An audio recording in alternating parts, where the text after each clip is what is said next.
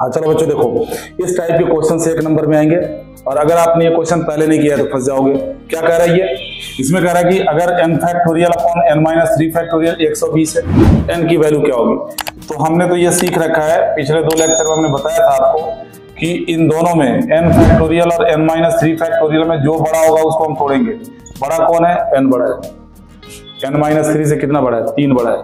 तो इस n को तोड़ो। कैसे तोड़ोगे? n एक कम करो n माइनस 1, एक और कम करो n माइनस 2, एक और कम करो n माइनस 3 फैक्टोरियल, और नीचे क्या आ गया फिर से n माइनस 3 फैक्टोरियल बराबर में हो गया 120। ये देखो n माइनस 3 कट गया।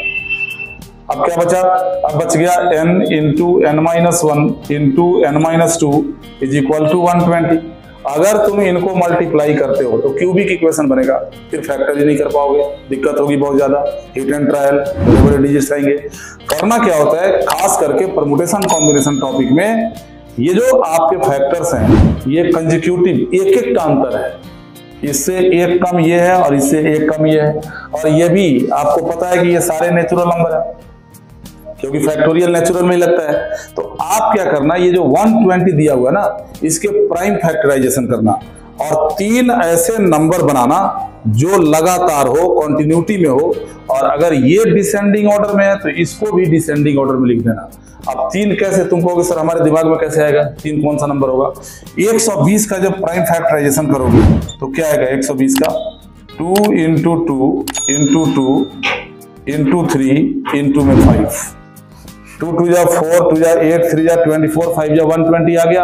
अब इसमें 3 संख्याएं बनानी है लगातार, बन तो गया।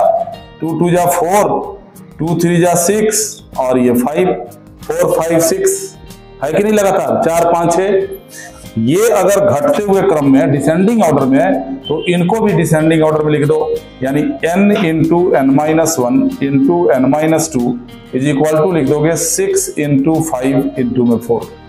किसी एक पार्ट को कंपेयर कर लो, फर्स्ट को फर्स्ट से कर लो, या सेकंड को सेकंड से कर लो, या थर्ड को थर्ड से कर लो। तीनों से n की वैल्यू 6 ही आएगी।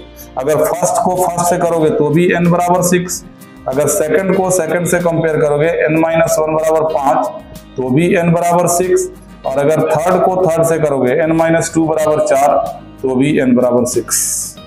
तो n की वैल्यू क्या होगी? 6, यानी आपका सही आंसर क्या होगा? 6। ऐसे सॉल्व करना है।